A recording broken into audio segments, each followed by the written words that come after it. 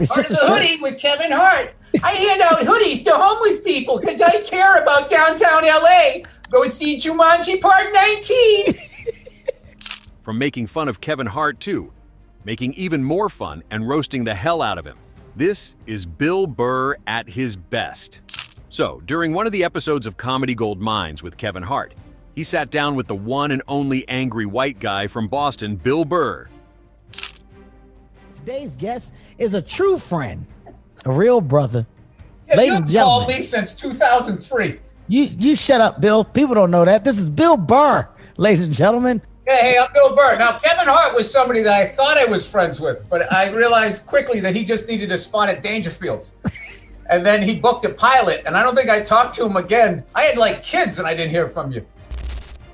So, from the first second, Bill goes in exposing and roasting Kevin Hart for his fakeness.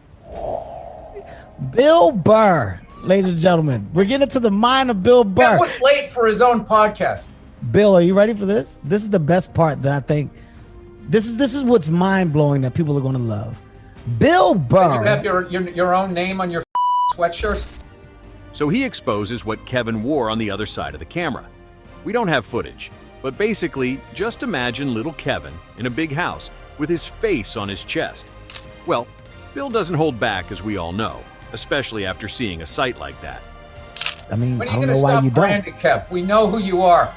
Just in case you didn't, Bill, I wore a shirt to remind you. What's the big deal, man? All right, it's Part just of a the shirt. hoodie with Kevin Hart. I hand out hoodies to homeless people because I care about downtown LA. Go see Jumanji Part 19. That was hilarious. Even Kev was laughing his butt off. Then he continued by saying this. Bill is not an angry person. Bill is a very happy person. Bill is a married man. He's a father now. Congrats on that, Bill, by the I got way. 2 kids. I had another one. I was going to call you, but I knew you wouldn't return the call. No. I don't think my last movie did well enough to have you send over your little heart of the city fruit basket, you piece of What are you shit. talking about? I would have sent you a bottle of... I mean, you just aren't safe with Bill. He will find a way to roast you regardless of what you are doing. He then jokingly mentioned fruits, and Kevin used the opportunity to mention his Vine brand. And that didn't go too well. It would have got there. Bill, I can we love that you tell... have a vineyard. Can we tell the people, Your Bill, little that ass you and get out I... there and stomp on the grapes. Yeah, I do. So off. I do. Kevin was getting flustered. But remember, he also is an amazing comedian. And this duo left me in stitches. Bill and I did a pilot, ladies and gentlemen. We did a pilot for Comedy Central. It was called Heart of the Shitty, and it wasn't picked up. Yeah, let me clear this up. This is before I got big. Ooh, so this is basically just Kev giving Bill a freebie for a joke. Bill takes those. And I remember there was a moment where we were actually going to tour together. We were going to do the black and white tour because I was almost ready to go to theaters. You had just started going to theaters, and then a week later you went to arenas. And that's when you stopped calling me. No. That's when it was, Kev. I stopped calling you after the show didn't get picked up because I felt like you I said Bill Burr. You out to the clubs until 4 a.m. and then showing up thinking you're going to Eddie Murphy your way through it and start improvising. You took that whole thing down with you. I'm still bitter about it. They both laughed and had fun. I mean, with these two, it's impossible to not laugh, especially when Bill decides to mark you as his roasting target. You're popping up all over the place as far as acting, but the Staten Island movie, what's the name? With Pete Davidson. What's the title of it, Bill? I don't know. It was called Jumanji Part. Wasn't called Jumanji. That's my movie. What the called, man? Get Hard. Wasn't. That's another one of my movies, Bill. Wait, I get the it. King of Staten Island. Soul Plane. Those are my movies, Bill. Airlines. God damn it! He said United Airlines. What was it called, Bill? As all of us figured out by now, the show didn't get picked up, regardless of all the fun Kevin and Bill had while filming the pilot. But all of a sudden, Bill being Bill decided to randomly make fun of Kevin. Funny about you one time. Intelligence. I remember you trying to show me how fast you were boxing. And I'm sitting there going, Kev, I'm a 40-year-old white comedian. Like, this is not impressive. You should be able to touch me. This is not. I swear to God, for your listeners, we were in some stupid parking lot, and he's going, look, I'm fast. Doing all this stuff. I'm just like, all right, Kev, you're fast. I get it. As soon as he started, Kevin lost it. He knew that something good was coming. So when he tried to talk about more moments where he pissed Bill off, the late comedian Patrice O'Neal got mentioned. I remember, man, I don't think there's anybody that I can annoy more than Bill Burr. I have probably triggered some of Bill Burr's angriest reactions in the New York City comedy clubs. Patrice? No. No, Patrice used to piss you More off. than Keith? No. All right, you're right. I was probably in fourth or fifth place. Kevin agreed with Bill, but with the mention of Patrice, one of the funniest moments from this podcast. You know what, man? Until this day, I still don't understand how a funeral happened and they turned it into a comedy club. Until this day, Patrice O'Neal, how they turned it That in. funeral was great. That was one of the best shows I've ever been to. I've never seen anything like that in my life. You know, for our listeners, Patrice O'Neal. It was all looking like some good old reminiscing. But then Bill remembered something hilarious.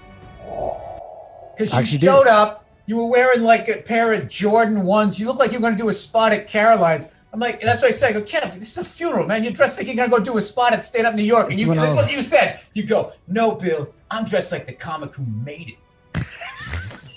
You said that at a funeral. I was like, I know this guy's an asshole. I didn't know he's that much of an asshole.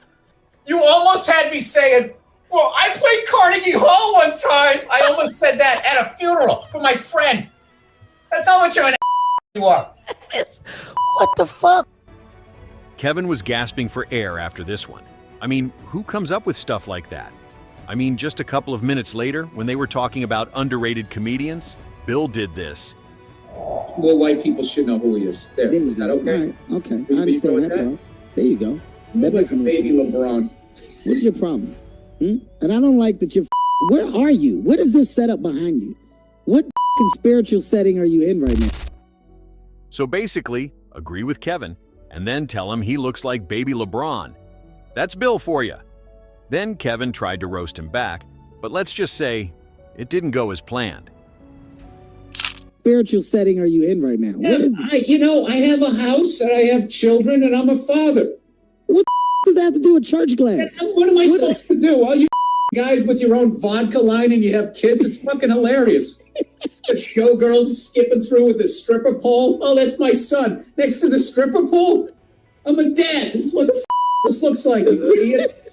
I'm sorry. Let me put my up. Yo, you know what I'm saying? It's just shit me crazy out there. Seeing that Bill would roast the hell out of him, Kevin pivoted back to talking about comics.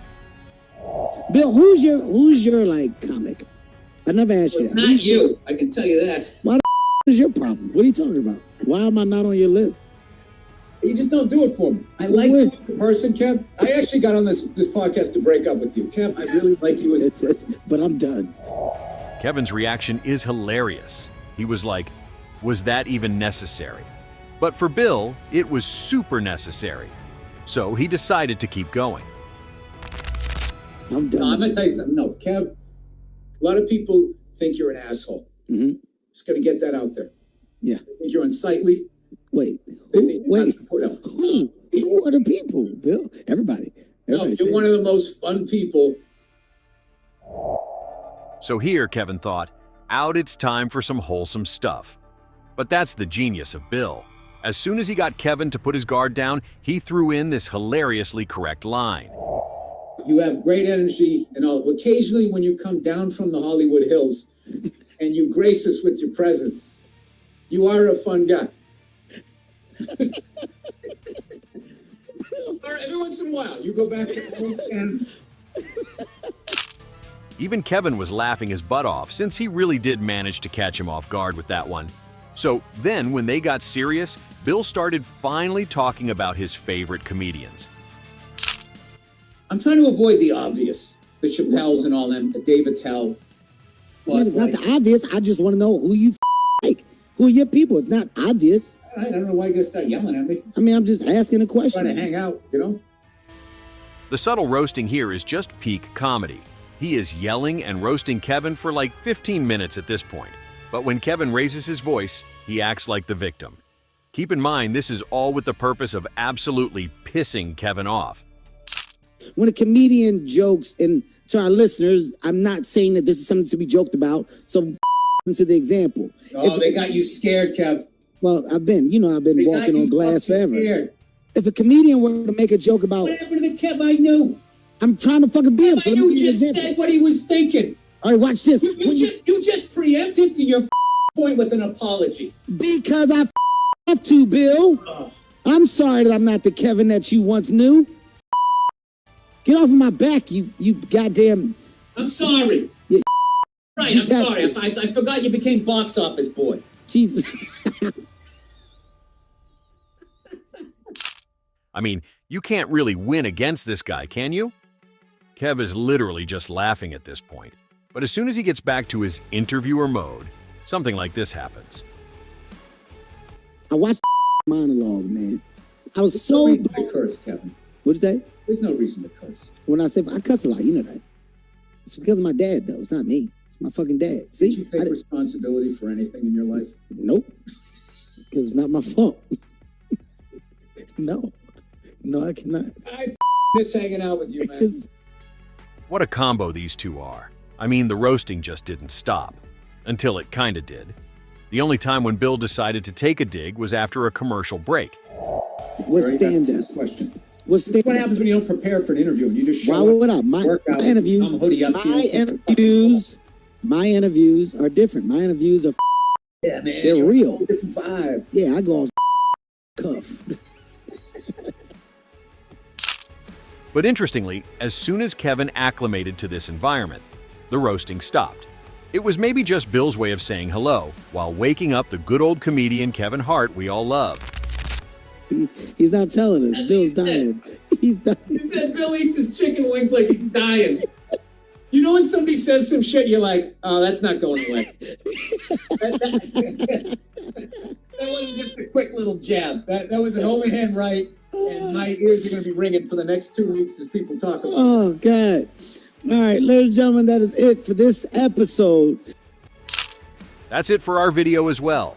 Let us know in the comments, what moment did you find to be the most brutal?